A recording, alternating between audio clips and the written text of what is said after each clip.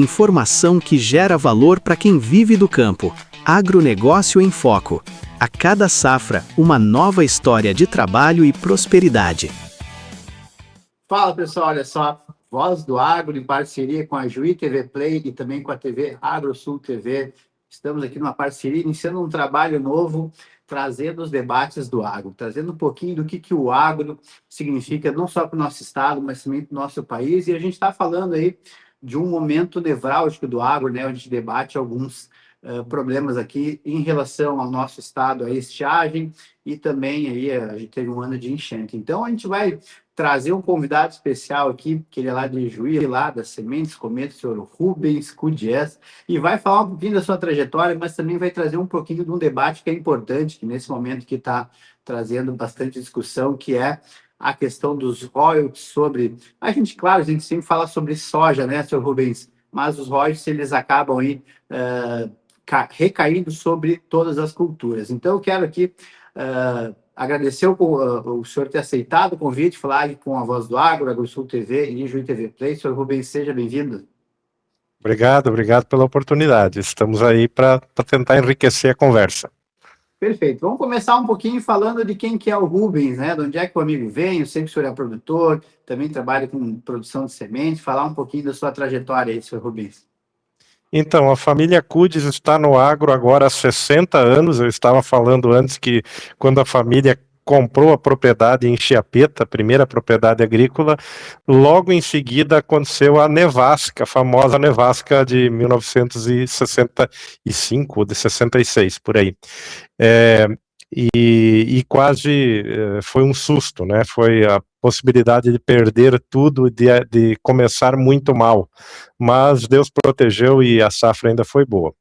Então eu sou um dos remanescentes ali em Chiapeta ainda, e nós temos uma propriedade que produz soja, trigo, pecuária, um pouco de aveia também e outras forrageiras, e também trabalhamos no setor de produção de semente, e eu sou mais conhecido no cenário do Rio Grande do Sul pelo nosso trabalho de sementes de trigo forrageiro, as cultivares de trigo duplo propósito da Embrapa. Então, nesse sentido, a gente tem um trabalho de difusão a nível de mercado nacional. Tá, e eu falar um pouquinho do Rubens, né, senhor Rubens? O senhor, então, é um dos remanescentes aí. Mas o que fez o Rubens aí? Porque uma das questões que a gente trata hoje no agro, senhor Rubens, é justamente a sucessão, né? De por que ficar no agro, porque, na verdade, nós tínhamos uma cultura que a própria família, lá atrás, reclamava muito do negócio do agro, então os filhos iam estudar fora, viravam advogados, médicos, contadores. Como é que o Rubens enxergou essa questão de permanecer e dar continuidade no negócio da família, sendo que, à época, né, todo mundo achava que não era um bom negócio, né, senhor Rubens? Não, na verdade, eu acho assim, a maior parte da família continuou no negócio, mas foi abrir novos canais de fronteira agrícola no Mato Grosso do Sul, na Bahia e no Piauí. Então eu tenho primos espalhados por toda essa região e apenas um braço dos primeiros 4 tios, meu pai e mais 3 tios, um desses braços saiu totalmente do agro, mas os outros estão muito bem, estão indo, a família tem sucessão e graças a Deus está indo bem. Mas realmente no agro, de modo geral, né, sempre pensando sem ampliação horizontal de fronteiras agrícolas, a tendência é alguns serem excluídos do processo e ficarem apenas alguns remanescentes da família com aquela propriedade original, né? E o senhor já pensa na sucessão? Os filhos, como é que estão no negócio? Como é que funciona a sua sucessão? Os meus filhos são um pouco de produção tardia, então meus filhos são bem novos, o meu filho mais velho vai fazer 8 anos, mas nós já temos um processo de transição planejada aí, de sucessão patrimonial. Entendi. Senhor Rubens, então vamos falar então aqui um pouco, né? A gente sabe que o debate hoje é royalties, o senhor como produção de sementes, o senhor é duramente afetado ou acaba remanescendo? O que a gente vê que o agro vem em função de tudo que está acontecendo, né? Essa dificuldade do nosso produtor rural gaúcho, de enfrentar essas dificuldades que começou com essas estiagens, passou pelaquela enchente, mas hoje o debate é sobre royalties. E quando a gente fala sobre royalties, o que acontece? Não tem a discussão, primeiro, da cobrança, e eu quero que o senhor traga para nós aqui o que é essa cobrança, para que o nosso público que não é produtor rural, que não entende, que ele passe a conhecer o que é a cobrança. Então, acho que isso já é o começo. Senhor Rubens, o que é essa cobrança de royalties aí sobre a soja e as demais sementes aí? Então, para um público que realmente não é tanto do agro, a gente tem que começar uma explicação um pouco mais abrangente, né? Então, já no final da década de 80, apareceu a Lei de Propriedade Intelectual de cultivares, de soja, de trigo, e isso era simplesmente de melhoramento genético convencional, ou seja, com os genes da própria espécie. Então, isso permitiu, inicialmente, na década de 90, que os melhoristas, os profissionais, seja da Embrapa ou seja da iniciativa privada, pudessem cobrar pelo seu trabalho, cobrar seus royalties pelo seu produto, pelo seu trabalho de pesquisa e desenvolvimento genético. Só abrir um parênteses aqui, senhor Rubens, só para a gente traduzir um pouco. Então, o senhor contratava um especialista da Embrapa, por exemplo, lá para sua propriedade. Esse profissional vinha, ele trabalhava uma melhora genética, uma melhor maneira de produzir? Não é por aí, não é por aí. Vamos dizer, lá na década de 70 e de 80, as associações de cooperativas e a Embrapa, a FEPAGRO, então a Secretaria da Agricultura Estadual, e outras entidades, por exemplo, como o IAC de Campinas, né, desenvolviam melhoramento genético de cultivares, vamos falar de soja então, mas de trigo e de outras espécies também. As universidades, a URGS, a UPF, faziam programas de melhoramento de aveia, por exemplo. Então, aí uma vez que a cultivar é lançada, depois de 5, 7 anos de trabalho, fazendo toda a seleção genética e a estabilização genética do material, o material era levado para o setor de produção de sementes. Aí onde entravam cooperativas produzindo semente, empresas jurídicas e também pessoa física, produtor de semente, inscrito no Sistema Nacional de Produção de Semente, que hoje se chama RENASEM, Registro Nacional de Sementes. Então aí as empresas, sejam pessoa física ou pessoa jurídica, inscritas no Sistema de Produção de Sementes, vão pegar essas cultivares desenvolvidas pelas empresas e multiplicar e vender para o agricultor, fazer esse elo entre o programa de melhoramento que é feito pelos cientistas e o agricultor, que é o consumidor da semente. Entendi. Então, na verdade, então, até a década de 80, esse trabalho basicamente era feito por instituições associativas ou governamentais, tá? Ou de pesquisa universitária, por exemplo, tá? E aí, com o advento da Lei de Proteção de Cultivares no final da década de 80, início dos anos 90, com base em uma organização internacional chamada UPOV, né, União dos Obtentores Vegetais Internacional, acho que não sei bem a sigla, com base naquelas orientações internacionais, o Brasil também desenvolveu a sua lei de produção de sementes e de proteção de cultivares. Aí, uma vez que a Embrapa, ou a Associação das Cooperativas, ou o senhor Francisco Terrazava, que foi um dos primeiros melhoristas de soja privados do Brasil, ele desenvolveu uma cultivar, ele registra aquele processo de melhoramento e aquela cultivar no Ministério da Agricultura, e ele obtém direitos de patente intelectual sobre esta cultivar, que até os anos 90 era de genética convencional, somente de genes de soja, por exemplo. E depois, a virada dos anos 2000, aí surgiu o advento do melhoramento transgênico. Certo. Perfeito. Tá, e com isso, então, se passou a ter essas questões das patentes. Isso. Hoje o debate, assim, o grande debate é as tecnologias que a Bayer que hoje ela é detentora, né, de 3 patentes, se eu não me engano, né, que é o que a gente tem em debate hoje. Sendo que uma dessas patentes, parece que o debate é que ela estaria vencida. Como é que funciona justamente essa cobrança, senhor Rubens? O que o produtor está reclamando? Por que está reclamando? Porque, por exemplo, assim, eu quero que o senhor traga para nós o debate aqui. Qual que é a discussão hoje que a gente vem enfrentando com o produtor? Primeiro, que a Bayer cobra sobre uma licença que já venceu, tá? Segundo, com essas questões adventas das estiagens, a gente diminuiu a produção, a média de produção nos últimos 4 anos aí do sul do país, aqui no Rio Grande do Sul, média de 35 sacos. Mas se a tecnologia promete 60 sacos, seria cobrado em cima disso. Só esclarece para nós um pouquinho isso. Na verdade, a tecnologia, vamos pegar um pouquinho mais, andar um passo para trás também na linha de evolução. A primeira biotecnologia era o soja RR transgênico RR1, que entrou no Rio Grande do Sul clandestinamente, advindo da Argentina, que flexibilizou essas regras antecipadamente. Então veio um soja clandestino para o Rio Grande do Sul, e ele já estava há 3 ou 4 anos clandestino no Rio Grande do Sul quando ele foi legalizado no Brasil.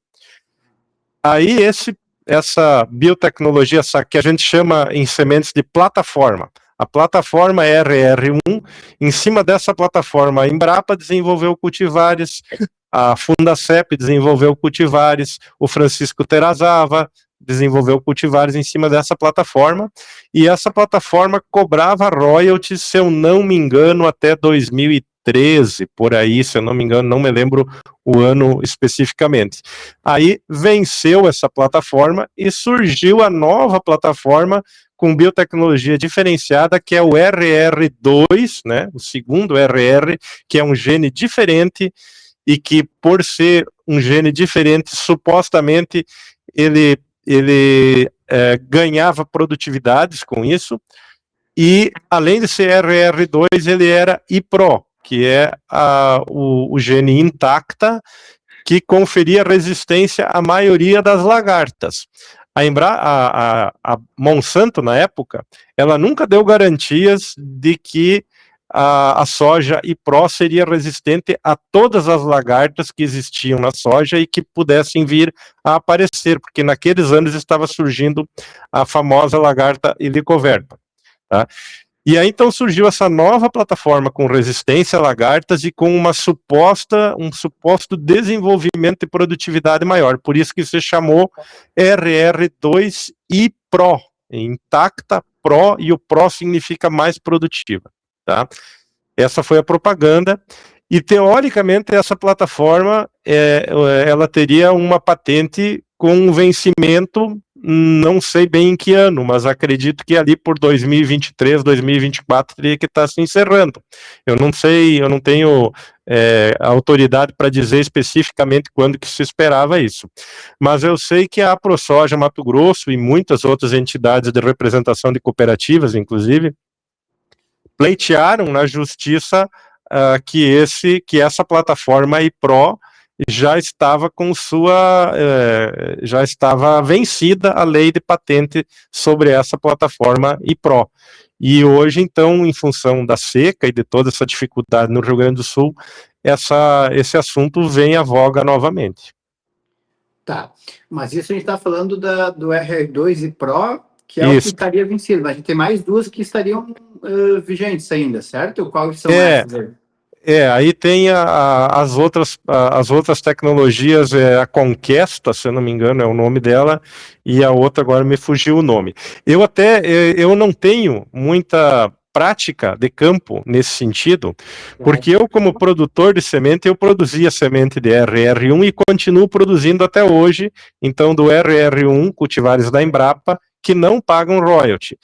Eu tentei fazer sementes de IPRO, eu cheguei a fazer durante 3 anos, e eu achava o royalty muito caro, entende? Eu estava vendendo uma semente que 40 e poucos % ia para o royalty da plataforma IPRO, e mais uns 8, 10% ia para o royalty do desenvolvimento genético. Veja que existem 2 royalties sobre a semente de soja hoje. O royalty da genética de melhoramento de soja, dos genes que milenarmente são de soja, né? E o royalty sobre a plataforma de melhoramento de biotecnologia de transgeníase, né?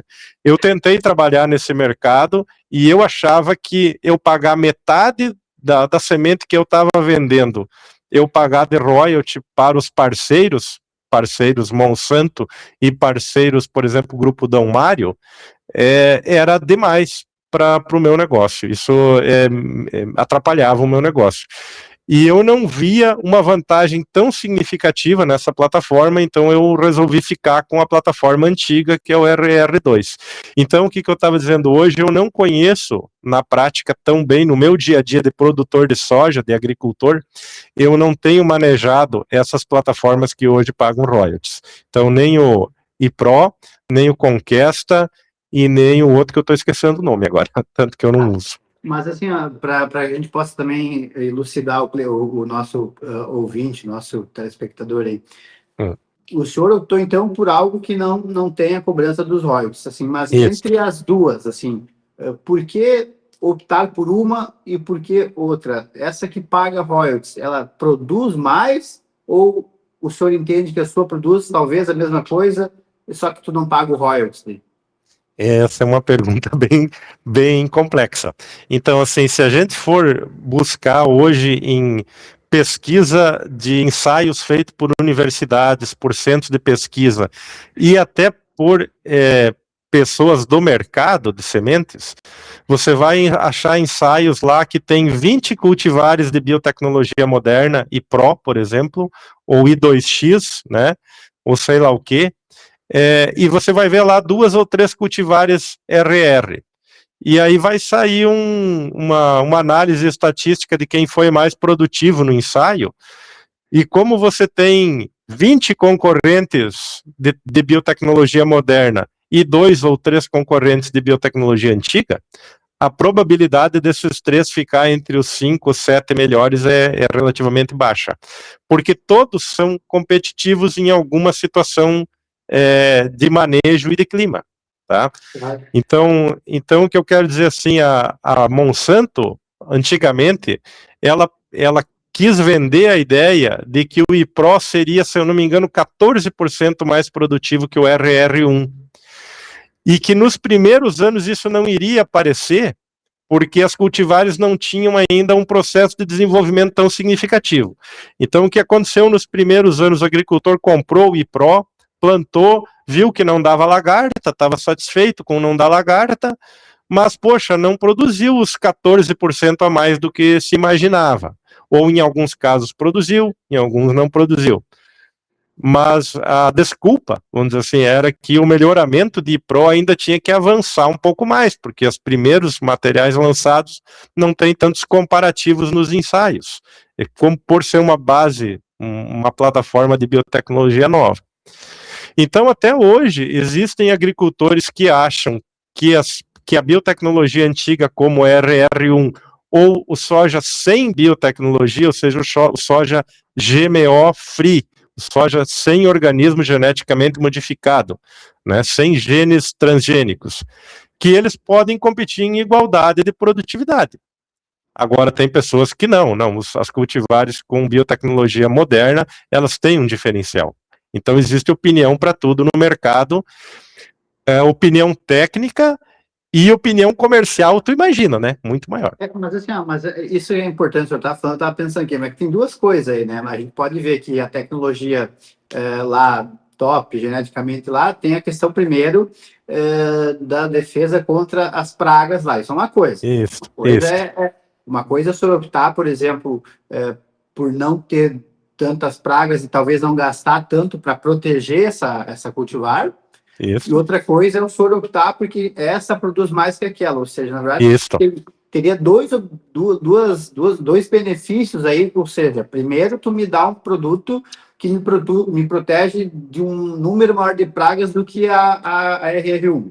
Né? A R1 não protegia contra nenhuma praga. Exatamente. Então, essa seria em tese, porque eu tenho uma pergunta, assim, porque se, por exemplo, eu comecei a plantar a tecnologia lá, RR2 e Pro, mas eu plantei no primeiro ano, eu sou obrigado a plantar por X tempo, ou eu posso plantar naquele ano e ano que vem já plantar outra? Pode plantar outra, e aí que tá, o acesso a cultivares RR1 de biotecnologia gratuita, ela está disponível, sempre esteve disponível, e o acesso a cultivares de soja convencional ainda existe, mas ela representa uma parte menor do mercado. O não transgênico talvez hoje seja só 2 ou 3%, e o RR1 não chega talvez a 15%, tá? Por quê? E aí tem um outro passo mais complexo de se analisar. Então, o Rio Grande do Sul, ele tem um sistema de produção de semente e de fiscalização de semente bastante complicado, né? Ele tem um sistema muito conservador, talvez não seja a palavra correta para usar, mas um pouco arcaico, no sentido de que o agricultor tem uma condição ambiental, e esse é o grande diferente. A condição climática do Rio Grande do Sul favorece para que o agricultor produza sua semente própria. E uma vez ele estando acostumado a produzir a sua semente própria, ele tem uma tendência de não comprar a semente do mercado que vem com valor agregado de quem está fazendo esse trabalho. Mas assim, por outro lado, a força de marketing e o desenvolver da agricultura, né? Ainda quando a força de marketing sempre te faz uma propaganda de que essa cultivar nova, que está sendo lançada esse ano, ela é mais produtiva do que aquela cultivar que foi lançada há 4 anos atrás. O agricultor poderia estar plantando aquela de 4 anos atrás, que é mais barata, geralmente é mais barata porque tem mais oferta no mercado já, mas ele sempre quer plantar um pedacinho do lançamento, daquilo que é novidade. Estão dizendo que essa variedade produz mais de 100 sacos de soja por hectare, então eu vou comprar para 2% da minha área, ou 5% da minha área, para eu experimentar. E como é só para 2 ou para 5% da área, ele acaba se permitindo pagar um preço bastante elevado por essa semente.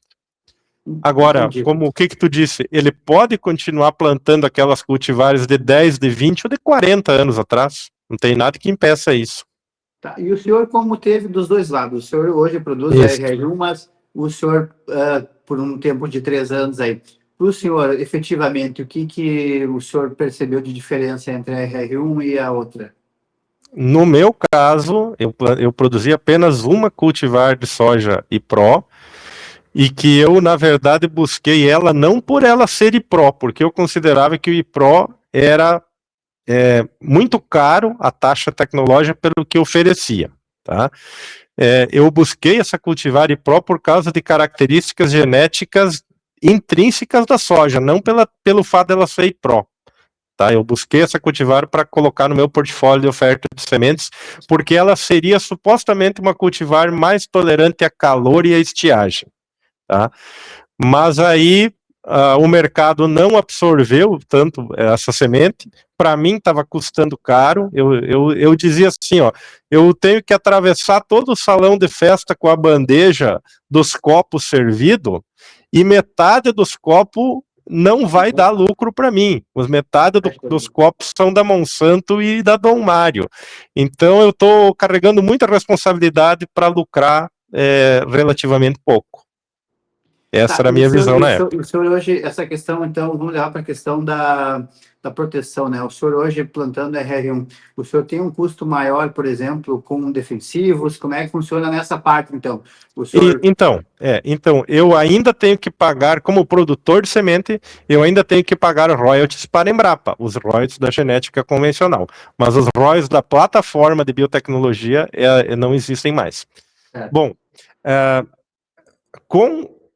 tu sabe que o homem tenta contornar os problemas da natureza, como as pragas, né? Mas a natureza sempre vence, ela é maior e acaba surgindo lá alguns probleminhas, e a biotecnologia não tem tanta eficiência. Então, na prática, hoje, a biotecnologia de controle de lepidópteros, aí, das lagartas, né? em soja e pró, ela é meia boca. Ela funciona um pouco, mas ela não funciona 100%. Então eu diria hoje que eu não tenho, se eu tenho um custo de defensivos maior por plantar RR, essa é uma diferença muito pequena, certamente não dá 20% do que é os R$ 300 por hectare, que seria a plataforma e pró, o custo de genética dela, né?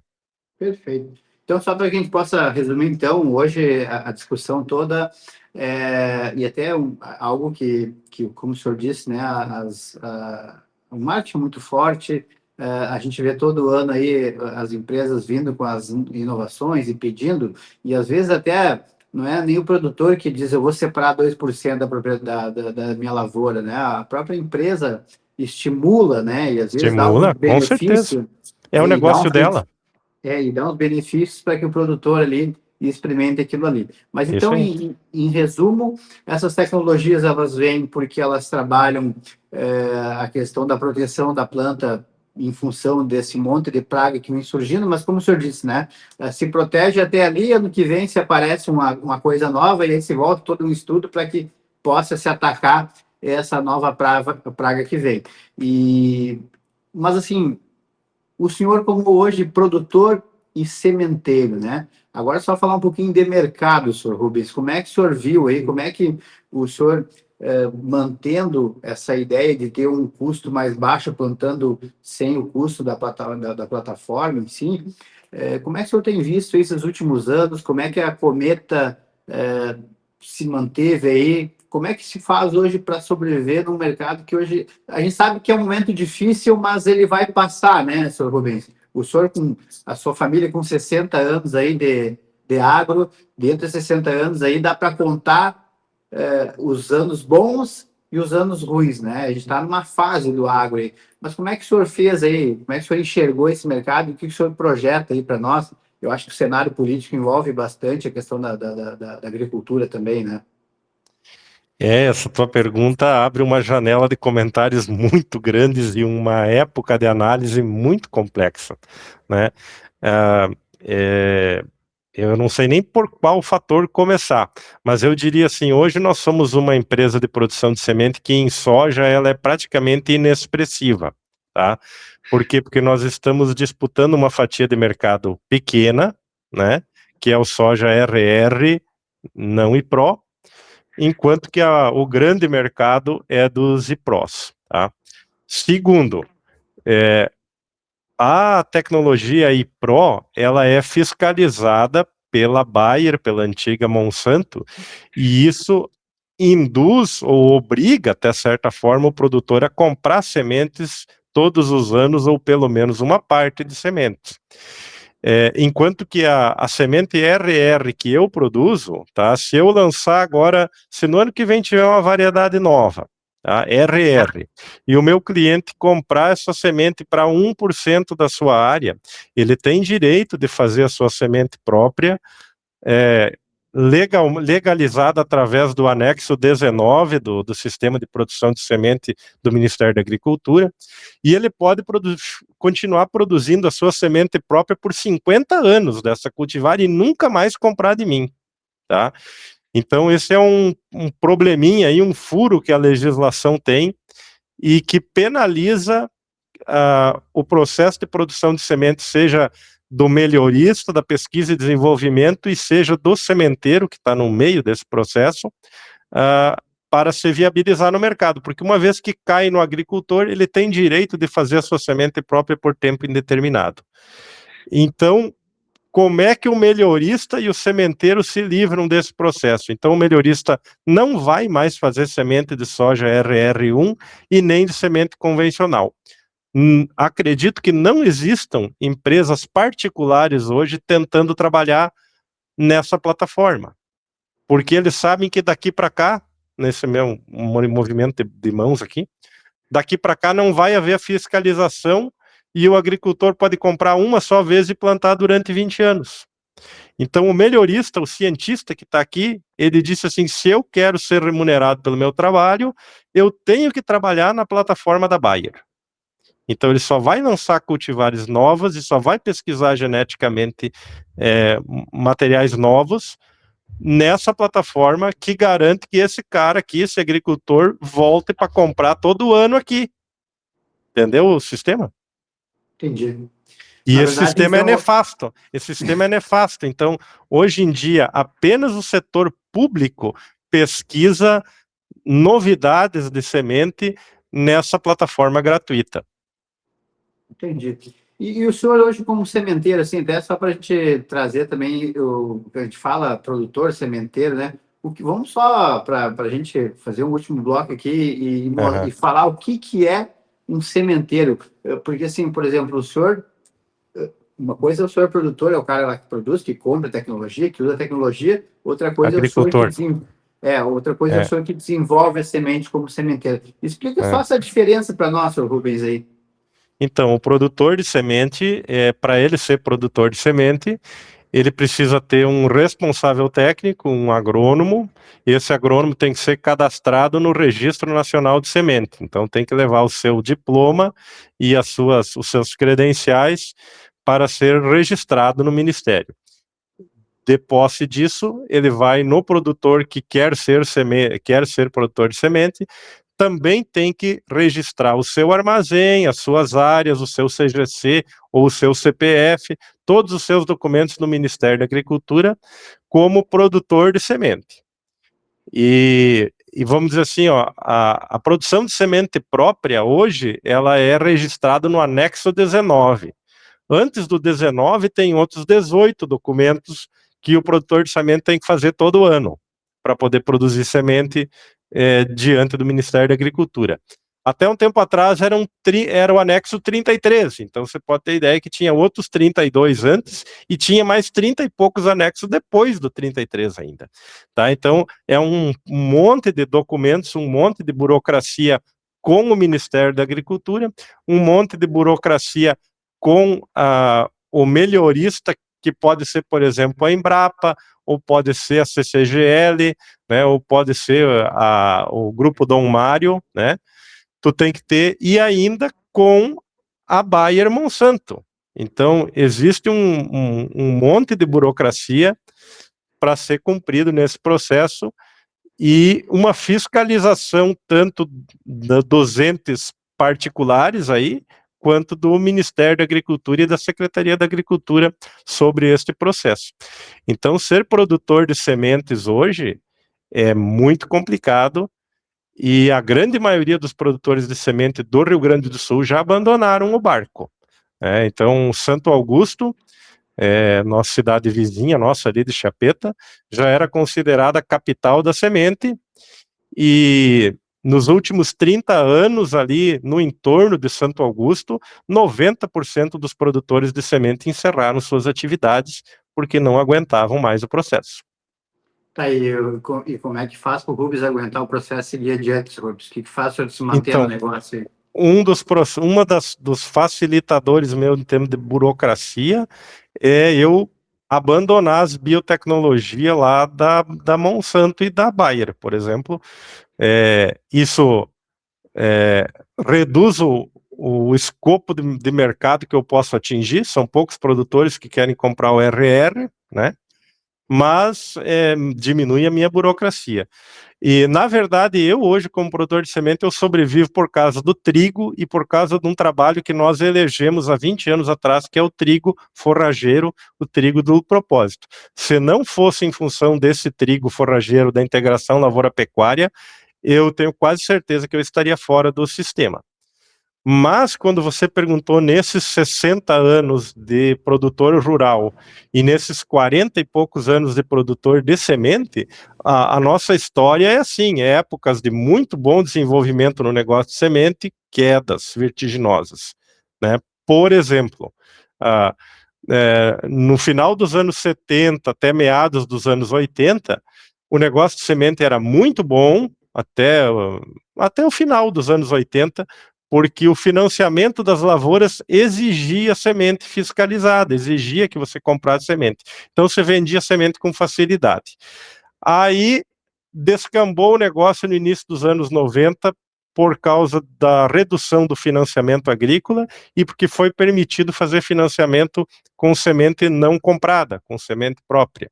Aí o negócio piorou e nós tivemos que buscar o mercado do Mato Grosso do Sul, que lá, por questões climáticas, eles têm dificuldade de fazer semente própria. Não é o paraíso do Rio Grande do Sul, onde você consegue fazer semente própria com uma certa facilidade na maioria dos anos. Aí, para piorar essa história depois, entrou o soja transgênico clandestino lá em 96, 98, acho, 98, 2000. Aí o produtor de semente do Rio Grande do Sul estava tentando oferecer semente para 2% do mercado, porque 98% era soja transgênico argentino clandestino, então não havia mercado e nós ficamos ali 4, 5 anos patinando, sendo sujeitos a uma fiscalização do Ministério da Agricultura e não podendo usar a tecnologia que o agricultor estava usando, porque nós éramos fiscalizados, né? Nós éramos fiscalizados e o agricultor no meu vizinho não era.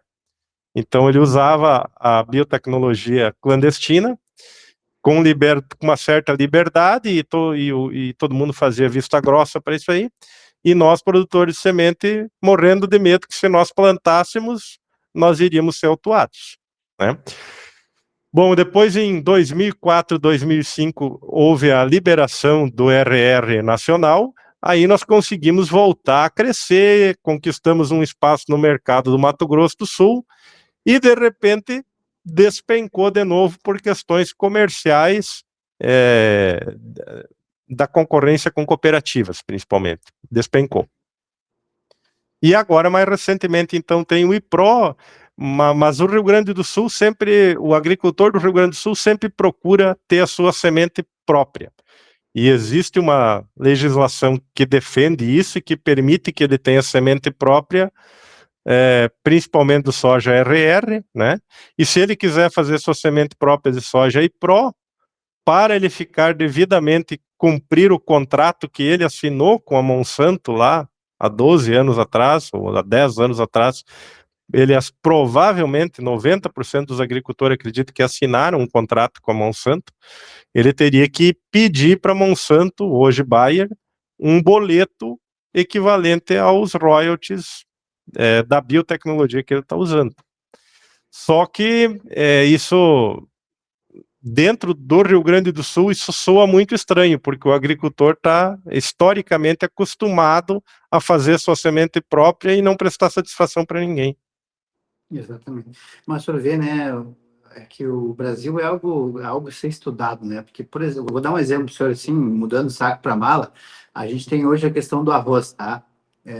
Só para a gente ver como essa questão de fiscalização, como é que ela pode afetar um e não afeta o outro, né? Isso. Hoje a gente bem sabe que a gente não pode usar os fertilizantes, enfim, os defensivos vindo do Uruguai e da Argentina ali, né? Certo? Não podemos, certo. correto? Só que a gente tem um arroz entrando, inclusive sem impostos aqui no Rio Grande do Sul, que não tem fiscalização nisso.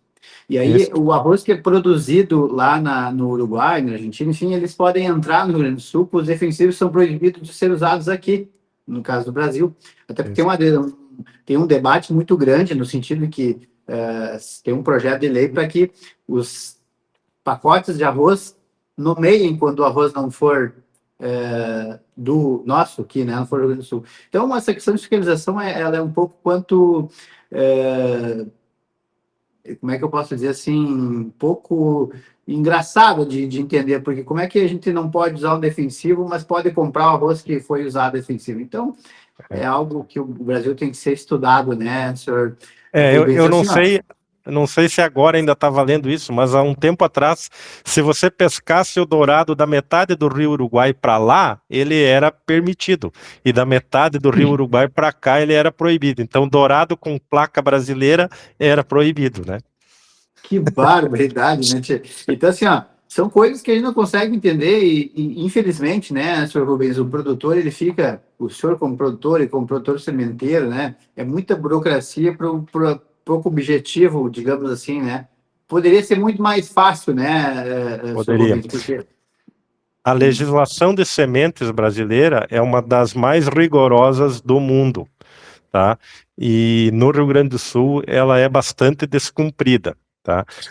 Existe, por exemplo, uma situação que nós tentamos trabalhar com semente de uma forrageira, que algumas forrageiras, como alguns trevos, por exemplo, são importados do Uruguai ou da Europa e chegam na hora de fazer a documentação de entrada no Brasil, eles são barrados porque estão fora dos padrões do Brasil. Estão dentro dos padrões da Europa, estão dentro dos padrões do Uruguai, mas para os padrões do Brasil não pode usar. Que barbaridade, né, tia? E aí tu começa aí não pode isso, não pode isso para aquilo, enfim, né? E o produtor ali tentando sobreviver, e a gente vê o seu caso aqui, né, senhor Rubens, o senhor, dentro do seu negócio, o senhor buscou fugir um pouco dessa burocracia justamente para que o senhor diminui, porque o que o senhor acaba fazendo? O senhor diminui a parcela do mercado que o senhor atinge, né? O senhor acaba Sim. deixando de ter um mercado maior, mas também se incomoda menos e o custo não é tanto, né? Enfim, Exatamente. mas os problemas são diários e a gente vai, infelizmente, a política hoje também ela faz muito parte do agronegócio, né? Hoje a gente tem um ano que é um ano bem complicado, porque é um ano que a gente tem que decidir quem é que vai estar no poder e o mercado, não sei se o senhor concorda comigo, o próprio mercado se retrai porque eles querem primeiro, a gente tem que saber quem é que vai ser os nossos candidatos, né? Isso é uma coisa.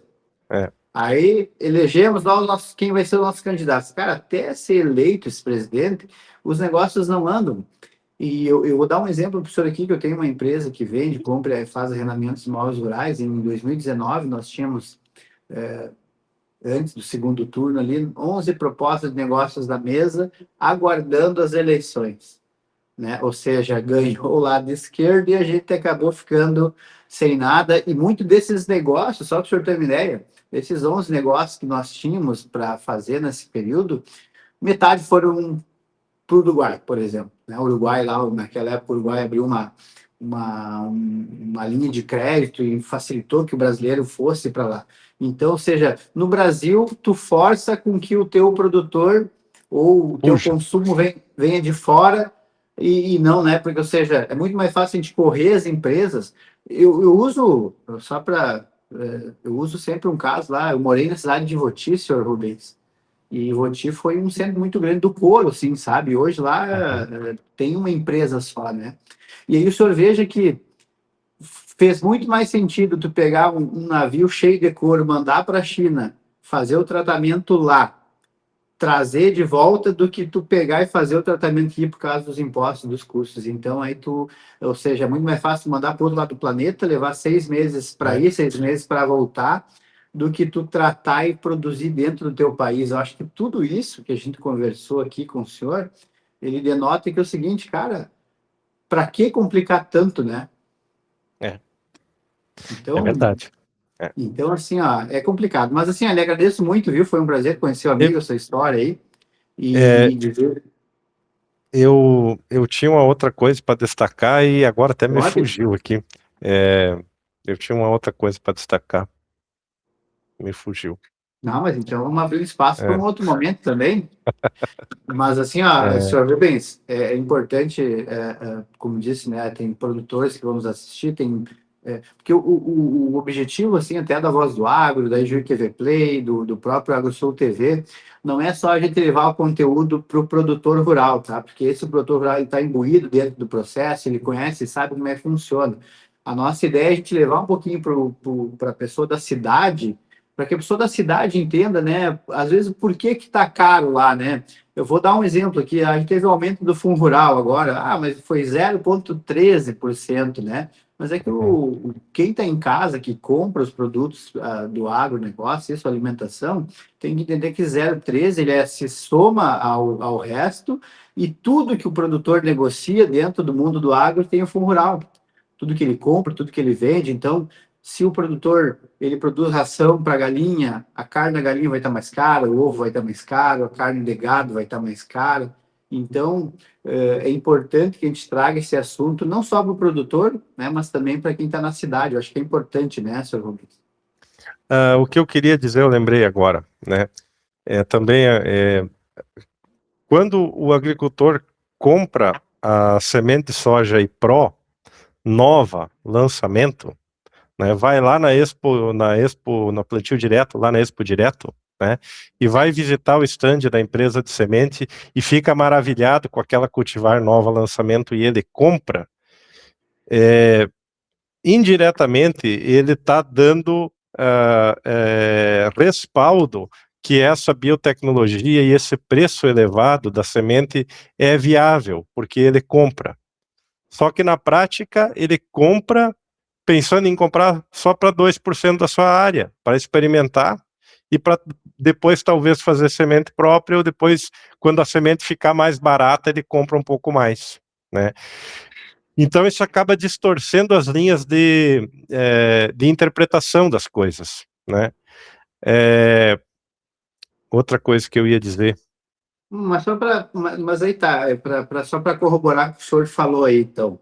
Mas não é um pouco também, senhor Rubens, porque assim, ó, o produtor, assim como com qualquer outro negócio que existe, a gente está sempre em busca de. Porque na verdade a gente às Melhorar. vezes não. E a gente. Na verdade, o que nos vendem, senhor Rubens, quando o senhor vai na Expo Direto, vai na Fena Soja, o senhor vai em qualquer feira do Brasil aí, o que te vendem é uma expectativa, certo? Porque o que Certo? acontece? Tu tá lá na tua propriedade, coçando a cabeça lá, olhando para a lavoura, pensando, cara, o que eu posso fazer para melhorar esse negócio? Porque todo ano tem um pepino novo, eu preciso com que ano que vem eu tenha um produto que eu possa plantar e colher e pagar as contas. Eu acho que é isso, né? Então, Isso, eu acho que exatamente. eu acho que essa, não sei se talvez inconsciente isso que o senhor mencionou, no sentido de que acaba, Exatamente. porque o que Exatamente. acontece? Ele acaba corroborando com o sistema, Uhum. mas Isso. com o pensamento ao contrário. O sistema, Exatamente. ó, o sistema é feito para ferrar, ponto. Isso aí. Isso é. Só que o produtor ele acaba caindo nesse abismo, por quê? Porque ele tem um problema. E a empresa que cria a nova genética, cria a nova cultivar, ela sabe que esse é um problema. E só que entre tu resolver o problema e tu vender o problema é diferente, né? É isso aí. Porque o Não que eu sei vou se é dizer. tanto assim, tá? Não sei se é tanto assim. Mas, Eu, mas, mas eu, eu, só para ver, o senhor vai no stand lá de uma sementeira lá que está vendendo essa cultivar. Quando o senhor vai lá, naquele pequeno espaço onde tem aquela cultura linda, maravilhosa, que foi Aham. plantada ali e foi cuidada diferente do que era na A lavoura, tu te pão de ló, apavora. Porque tu é, disse assim, chega, eu quero essa lavoura na minha propriedade. é. Então, talvez a expectativa, aquela coisa bonita exposta, isso aí também deixa o produtor meio balançado, não deixa? Então, eu particularmente, às vezes eu discuto dentro de grupos de WhatsApp de produtores dizendo assim, ó, via de regra, o melhoramento genético não existe para aumentar produtividade. Aí os caras dizem, mas como assim? Se há 40 anos nós produzia 30 sacos por hectare, hoje conseguimos produzir até 90. Como é que não aumentou a produtividade? Aumentou, mas aumentou todo o prédio da produção, da produtividade da Só de soja, manejo daí, né? ela cresce harmonicamente entre genética, manejo, fertilidade, defesa vegetal, eficiência de máquinas que estão no processo, de pulverizadores melhores, plantadeiras melhores, colheitadeiras melhores. Todo o crescimento ele é harmônico. E se você pegar, assim, buscar dentro dos agricultores depoimentos de momentos extraordinários de produtividade há 20 ou há 40 anos atrás, eles também existiam. Então, assim, uma cultivar que era plantada na década de 80, eu conheço agricultores que disseram, eu colhi 85 sacos por hectare do Cobe, que era uma cultivar que foi lançada nos anos 80 e nos anos 90, 92 saiu de mercado. Tá? Então eu costumo dizer assim, as cultivares antigas também tinham um teto de produtividade muito próximo desses 80 ou 100 sacos por hectare, que é o teto hoje. Então, tradicionalmente, a Embrapa, as universidades e os centros de pesquisa, eles trabalharam muito mais no desenvolvimento de cultivares resistentes a uma determinada doença.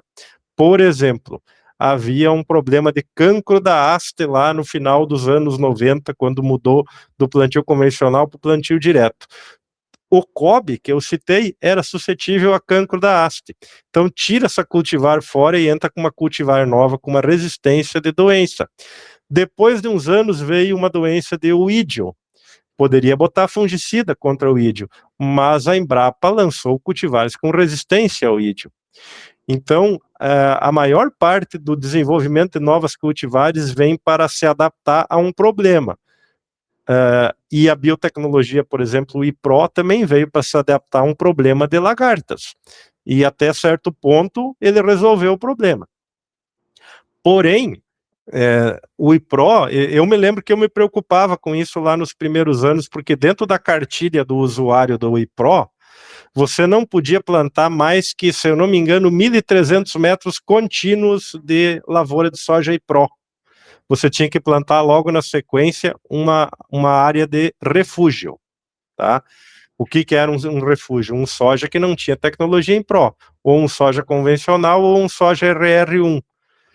Isso talvez tenha sido feito nos primeiros 2 ou 3 anos, mas depois ninguém mais deu bola para isso. E hoje tem gente que planta 100% da área com IPRO, e a legislação ainda prevê que ele é obrigado a plantar 20% de refúgio. A lei ainda prevê isso. Tanto em soja quanto em milho. Inclusive, eu lembro que o meu vizinho, quando surgiu os primeiros milhos transgênicos resistentes à lagarta, ele comprou um lote e plantou uma lavoura. Depois de um tempo, ele teve que dessecar a borda da lavoura dele para plantar um refúgio, porque o Ministério da Agricultura veio lá e autuou ele, porque ele tinha plantado somente o milho transgênico resistente à lagarta e não tinha plantado o refúgio de 20%. Tu vê. Não, por isso que eu digo assim, o que eu vejo sobre isso, tá? Porque quando a gente fala de melhoramento genético, né? Sempre a gente vai ter o estudo e o trabalho para que realmente aquela semente lá seja mais produtiva. Mas tudo, como o senhor disse, né? O que melhorou? A plantadeira melhorou, a maneira que se produz a pulverização melhorou. Hoje a gente até tem já tecnologias com drone, enfim, a gente tem a própria Star, aí, nossa patrocinadora, tem pulverizador hoje que larga o produto só onde ele enxerga e detecta a praga mesmo, ele não sai despejando pulverizador, né? Só que isso lá na ponta isso faz a diferença, porque é um custo que tu tinha que tu não tem mais, que daqui a um pouco o produtor ele não entende que aquilo que é um custo a menos, mas como produção a mais também. Então, tem muita coisa que... por isso que eu digo para o senhor, assim, ó, disse fora até do ar, que hoje ainda a gente leva a propriedade como, em muitos casos, não todos, mas como um ambiente familiar, como na verdade é uma empresa, e todo o custo, né, tem que ser planilhado, tudo tem que ser organizado, por quê? Para que lá na frente não confunda mais produção com menos gasto, menos custo. Porque eu não sei se... Porque o que eu vejo, o que aconteceu em 2020, se o senhor tem uma ideia, 2021, ali a gente teve o aumento da soja, o boom, foi lá para cima a soja, né? O que aconteceu naquele período? Não se colheu tanto, mas o pouco que se colheu valia muito porque a soja estava lá em cima e os insumos estavam baixos, correto? Então, 2020 e 2021. Então, o que houve ali? Houve uma falsa ideia de que se produziu muito, mas não se produziu muito. Na verdade, que a gente plantava com custo baixo e vendia ela num valor absurdo, né? Naquela época chegou a R$200 aí. Então, eu acho que tudo faz parte disso que o senhor disse, né? Não é só porque eles fizeram uma genética melhor que tu está produzindo 100 sacas. O manejo, os maquinários, enfim, tu transformar a tua propriedade numa empresa, no sentido de que tu controle o que tu ganha, o que tu gasta, porque hoje, senhor Rubens, se for analisar, tem muito produtor que não sabe o valor dele dentro da propriedade. O senhor me entende? O senhor hoje, o senhor tem que entender quanto que custa o Rubens para o meu negócio. A tua hora de trabalho, né, Rubens? Quanto que tu custa? Tu tem que entender esse custo também, porque lá na frente, né? Infelizmente, se o agricultor colocar todos os custos na sua planilha, por exemplo, custo de oportunidade do capital que ele está usando, e o capital que eu estou me referindo é a terra, né? Se ele botar o custo de oportunidade da terra, do capital da terra dele, ele foge na hora. Ele nunca mais ele volta para o agro. Por outro lado, o capital terra, historicamente, ele somente se valoriza. Então, às vezes eu digo assim, não, se a terra está valendo 800 sacos de soja por hectare, sei lá, às vezes até mais, né? É um capital que é impagável. Você comprar um novo pedaço de terra, você nunca vai pagar essa terra produzindo em cima dela, mas ela pode continuar se valorizando. E nos últimos 30 anos, provavelmente o agricultor ganhou muito mais na valorização do seu patrimônio terra do que trabalhando e produzindo comida em cima dessa terra. E isso é também uma dura realidade que mostra uma anomalia, alguns problemas no nosso sistema de produção, né? Acho que é muito mais do que evoluir uma cultivar, do que transformar uma genética em algo melhor, eu acho que a gente tem que olhar para essa questão justamente mais pragmática da administração rural, né, senhor Rubens? Eu acho que também olhar para essa questão talvez de transformar a tua propriedade realmente num negócio. Eu acho que talvez isso mude um pouquinho, mas a Emater, Embrapa, enfim, todo mundo aí já tem um trabalho forte para conscientizar o produtor desse tipo de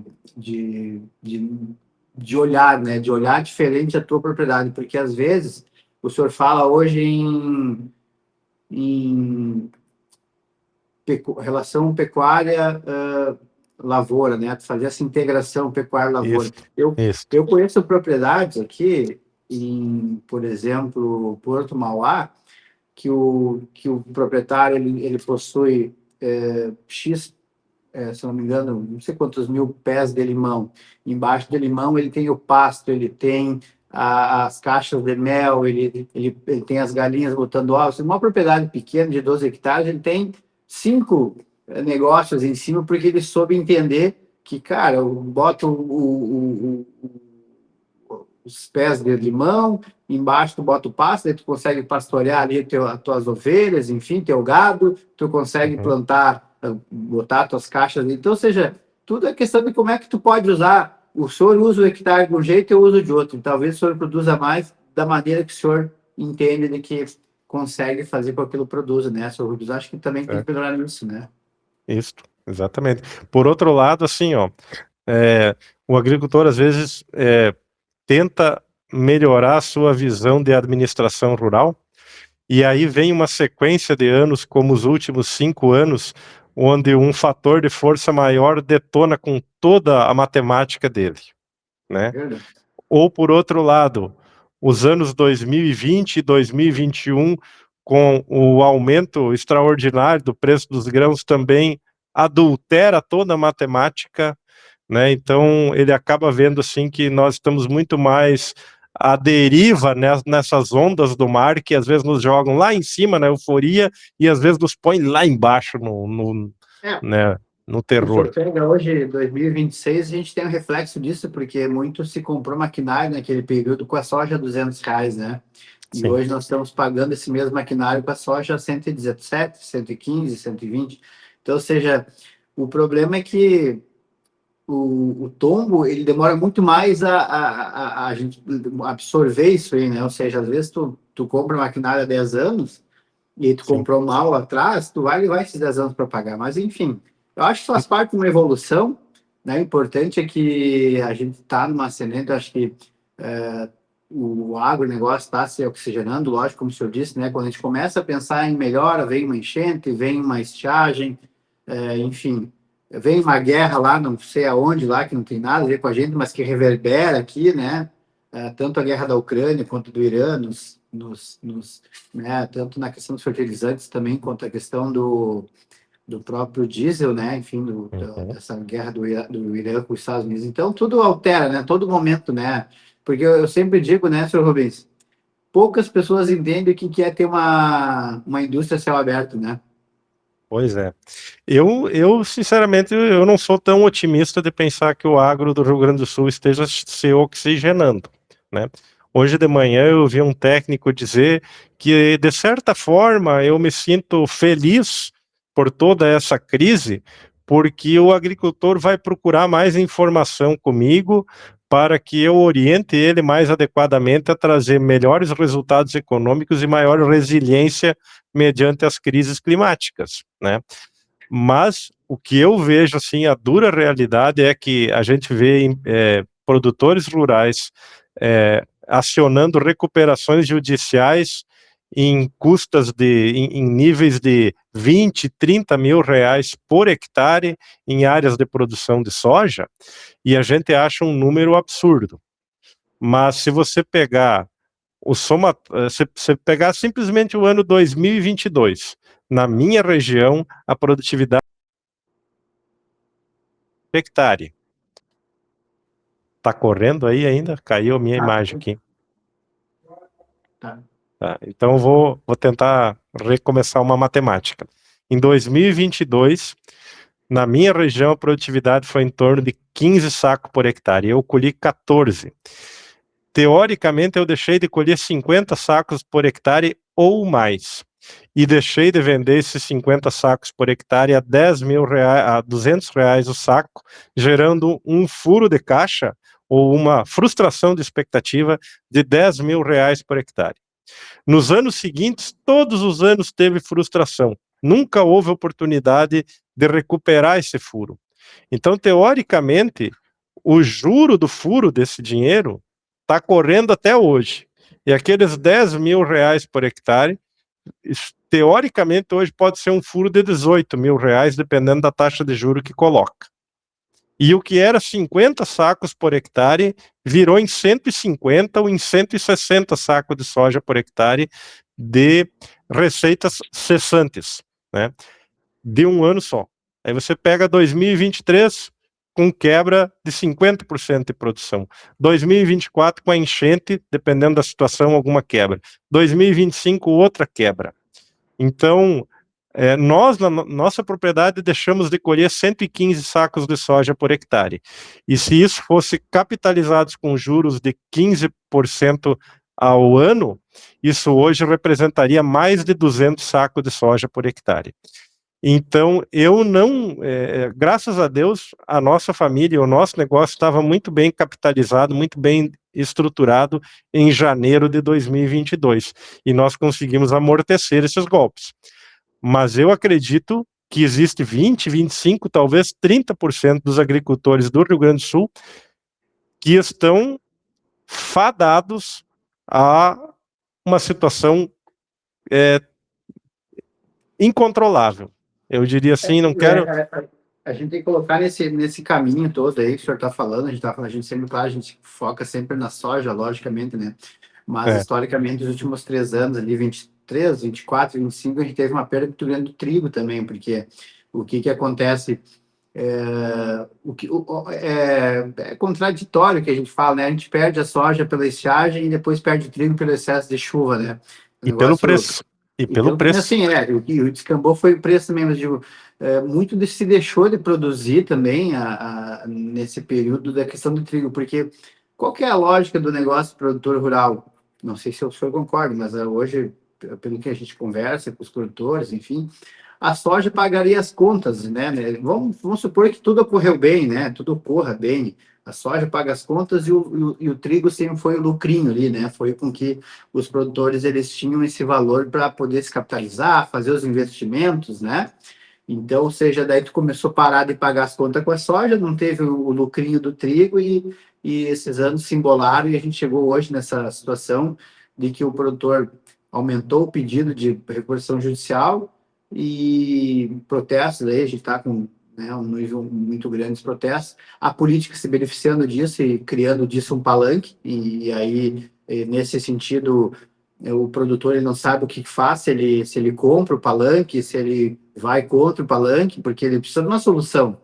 E aí o senhor veja que nesse período todo começou a aparecer pessoas políticas que nunca se importaram com nada e estão aí fazendo campanha, fazendo coisas que para o produtor é uma utopia, porque de fato vão resolver, querem só aparecer, por exemplo, né? Então, não é fácil a vida do produtor rural gaúcho, viu, senhor Rubens? Então, assim, ó, questão climática, questão de preço, questão de mercado, questão política, ou seja, a gente nem comentou aqui a questão da mão de obra, que hoje é o maior gargalo, depois do clima, acho que o segundo maior gargalo do agro é a mão de obra. Tu não tem quem trabalhe. E tu paga bem para trabalhar hoje, né, senhor Rubens? Então, assim, tu não tem quem trabalhe para ti, daí tu vê o produtor tendo que planejar, executar, mão de obra, enfim, o cara acaba fazendo tudo e isso vai desgastando, né? Então, realmente não é fácil, né, senhor Rubens? Eu quero que o senhor deixe pelo menos uma mensagem, então, para nós, para essa juventude nova que vem aí, para que eles sigam esses passos, né, de estratégia, de resiliência, né, senhor Rubens, para que tu possa, dentro do que tu faz, né, sempre seja dentro do agro, seja no mercado que a gente adote para trabalhar, essa resiliência de se manter no mercado, né? Então, eu diria, para encerrar como mensagem final, que o agricultor tem que pensar mais seriamente em ter uma agricultura e uma propriedade, um sistema de produção mais resiliente. Ele não pode ficar tão dependente da soja. Ele deve buscar um sistema de produção integrado, onde haja produção animal, tá? E dentro do sistema de produção de soja, nós precisamos pensar um sistema que não esteja tão dependente de uma janela climática de perder tudo em 40 dias, em 45 dias. Precisamos ter sojas de ciclo mais posicionado mais na janela precoce, soja posicionado mais na janela tardia, como se fazia na década de 80 e na década de 90, né? E também não sonhar com um paraíso que não existe aqui na Terra, né? Então, não sonhar que eu colhi 70 sacos por hectare no melhor ano há 7 anos atrás e agora eu vou começar a colher 90 sacos por hectare, porque as coisas têm que dar tudo certo para isso acontecer e Deus tem que abençoar de uma maneira extraordinária. E às vezes Deus nos coloca numa saia justa, isso nos coloca numa situação de provação e de desafios. E infelizmente tudo que aconteceu no Rio Grande do Sul nesses últimos anos, a gente não tem como dizer que não veio de Deus. E a gente sabe pela Escritura Sagrada que a vontade de Deus, ela é boa, perfeita e agradável. Olha, esse agradável para nós agricultores do Rio Grande do Sul é difícil de engolir. Mas um dia, quando nós chegar lá e falar com ele, ele vai nos explicar o que tinha de agradável nisso, tá? Mas eu diria assim, vamos tentar manter o otimismo, não é a palavra certa, mas manter a racionalidade. E a racionalidade, no meu ponto de vista, é ter diversificação de culturas, de épocas de plantio, de produção e criação, e não sonhar em atingir o alvo elevados, né? Tem um amigo meu que diz que na procura do ótimo a gente perde o bom. Muitas vezes a gente tenta acertar o ótimo na comercialização ou na produtividade, buscando uma cultivar de altíssimo potencial produtivo e altamente sensível à podridão de raiz ou à estiagem. Então, vamos tentar trabalhar com uma visão um pouco mais moderada e com foco na estabilidade. É isso que eu diria. E que Deus nos abençoe nessa missão e nos dê a visão correta e também nos dê pessoas que nos apontem os caminhos mais razoáveis. Perfeito. Então, esse aí foi o senhor Rubens Cudies, que é da sementeira Cometa, né? Então, falou para nós aqui diretamente para a Voz do Agro, e Juí TV Play e AgroSul TV. Senhor Rubens, muito obrigado, de fato mesmo, muito obrigado por ter trazido um pouco do seu conhecimento, da sua história e um pouquinho da sua visão, né, do que está acontecendo, tá? Um grande abraço aí, desejo uma boa volta para o senhor aí e até o próximo programa. Nós ficamos por aqui, então. Tchê, acompanhe sempre aqui, então, a AgroSul TV, acompanhe a Juí TV Play, a Voz do Agro. A gente sempre vai trazer conteúdos aqui para que vocês possam entender um pouco mais do que está acontecendo no agro, as tendências, tecnologias, as inovações, o que está acontecendo no mundo agro, para que você que é aí de casa, que talvez não seja um produtor, passe a entender um pouquinho de como que o alimento chega aí na tua mesa. Um grande abraço e até o próximo episódio.